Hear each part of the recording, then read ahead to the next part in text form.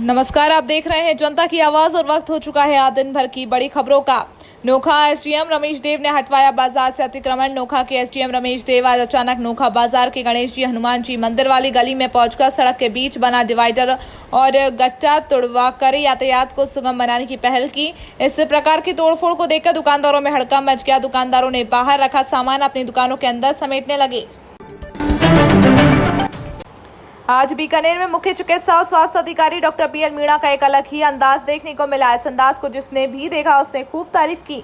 आपको बता दें, स्वास्थ्य विभाग की टीमें कोरोना जांच हेतु घर घर सर्वे कर रही हैं, जिसकी मॉनिटरिंग करने CMHO doctor PL Meena bike पर बैठक शहर की गलियों में निकल पड़े। उन्होंने इसका कारण ये बताया कि शहर में कई ऐसी गलियां हैं जहाँ कार जा नहीं सकती, इसलिए वे बाइक पर बैठ के निकले हैं। वैसे भी इस कोरोना काल में सीएमएचओ डॉक्टर मीणा ने खूब मेहनत की है। चूरू जिले के सरदार शहर क्षेत्र में अज्ञात 4 साल की उठनी के घुसने पर 3 लोगों ने बर्बरतापूर्वक कुल्हाड़ी से वार करके उसके आगे के पैर काट दिए। एक पैर तो बिल्कुल अलग ही हो गया, दूसरे में गंभीर चोट आई। उठनी की कराह सुनने के बाद गांव के लोगों ने इसकी सूचना पुलिस को दी। ग्रामीणों ने घायल उठनी को साजनसर गांव की गौशाला में भिजवाया। पशु चिकित्सक को बुलाकर उठनी का उपचार शुरू करवाया गया। मामले को लेकर सोशल मीडिया पर भी लोगों ने गुस्सा जताया और आरोपियों के खिलाफ कड़ी कार्रवाई की मांग की। वहीं ग्रामीणों ने बताया कि गांव के 3 लोगों के खिलाफ मुकदमा दर्ज करने की रिपोर्ट भी दे दी गई है। पीबीएम मरचुरी के आगे लगाया धरना समाप्त। बीकानेर के गंगा शहर में शनिवार को करंट की चपेट में आने से 22 वर्षीय युवक की मौत के मामले में आज पीबीएम मरचुरी के आगे लगाया धरना समाप्त हो गया। धरने पर बैठे यूआईटी के पूर्व चेयरमैन महावीर रांका ने बताया कि बिजली कंपनी के अधिकारी धरना स्थल पर पहुंचे। मृतक के परिजनों को 5 लाख रुपए का चेक और ऊपर से जो भी राशि निर्धारित होगी वे दी जाएगी। वहीं अन्य मांगों पर भी सकारात्मक निर्णय होने के बाद धरना समाप्त कर शव का पोस्टमार्टम प्रक्रिया शुरू करा दी गई है।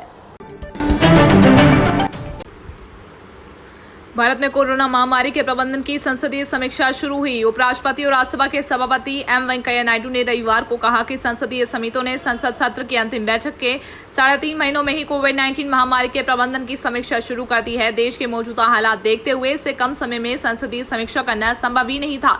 महामारी के समय मीडिया की भूमिका की प्रशंसा करते कहा कि मैंने और लोकसभा अध्यक्ष ओम बिरला ने संसदीय समितियों की बैठक और संसद के मानसून सत्र को लेकर अब तक कई बैठकें की। संक्रमण से बचने के लिए जरूरी भौतिक दूरी के मानदंड को देखते हुए सांसदों के बैठने की व्यवस्था के लिए विस्तृत विचार विमर्श और योजना की आवश्यकता है। राजस्थान में सियासी संकट के बीच मंत्री और विधायकों के फोन टैपिंग पर केंद्रीय गृह मंत्रालय ने मुख्य सचिव राजीव स्वरूप से रिपोर्ट मांगी है। दरअसल केंद्रीय गृह मंत्रालय ये जानना चाहता है कि फोन टैप में किसी कानून का उल्लंघन हुआ है या नहीं। बीजेपी के राष्ट्रीय प्रवक्ता संबित पात्रा ने गहलोत सरकार पर प्राइवेसी का हनन करने का आरोप लगाया था। हालांकि गहलोत सरकार का कहना है कि फोन टैपिंग में सरकार की कोई भूमिका नहीं है। राज्य के गृह विभाग के अतिरिक्त मुख्य सचिव रोहित कुमार सिंह ने फोन टैपिंग मामले की कुछ जानकारी नहीं होने की बात कही। मुख्य सचिव राजीव स्वरूप का भी कहना है कि फोन टैपिंग मामले में उन्हें कोई जानकारी नहीं है। उल्लेखनीय है कि फोन टैपिंग में इस बात का खुलासा हुआ है कि गहलोत सरकार को गिराने के लिए षड्यंत्र रचा जा रहा था। राजस्थान में जारी सियासी संकट के लिए भाजपा को दोषी ठहराते हुए मध्य प्रदेश के पूर्व मुख्यमंत्री और कांग्रेस के वरिष्ठ नेता दिग्विजय सिंह ने रविवार को सचिन पायलट से कहा कि वे देश की सबसे पुरानी राजनीतिक पार्टी को न छोड़ें। उन्होंने पायलट को नसीहत देते हुए कहा कि उनके लिए कांग्रेस में उज्जवल भविष्य है, इसलिए उन्हें पार्टी छोड़ भाजपा में गए हुए पूर्व केंद्रीय मंत्री ज्योतिरादित्य सिंधिया का अनुकरण नहीं करना चाहिए।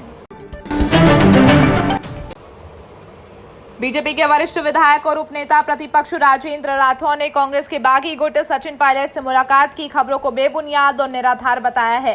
राठौर ने कहा कि कांग्रेसी विधायकों से उन्होंने मुलाकात नहीं की। पायलट से मिलने की खबरें निराधार हैं, इन्हें मैं सिरे से खारिज करता हूं।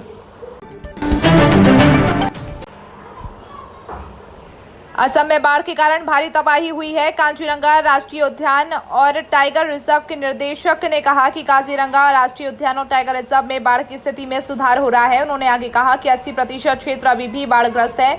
108 जानवरों की मौत हो गई है, जबकि 136 को अब तक बचाया गया है। बाढ़ से जुड़ी घटनाओं में 9 गेंडे, 4 जंगली भैंसे, 4 जंगली सुअर, 2 दलदल हिरण, 82 हॉग हिरण मारे गए हैं। देश और प्रदेश की तमाम खबरों से जुड़े रहने के लिए हमारा चैनल सब्सक्राइब कीजिए और बेल आइकन पर क्लिक करना ना भूलिए।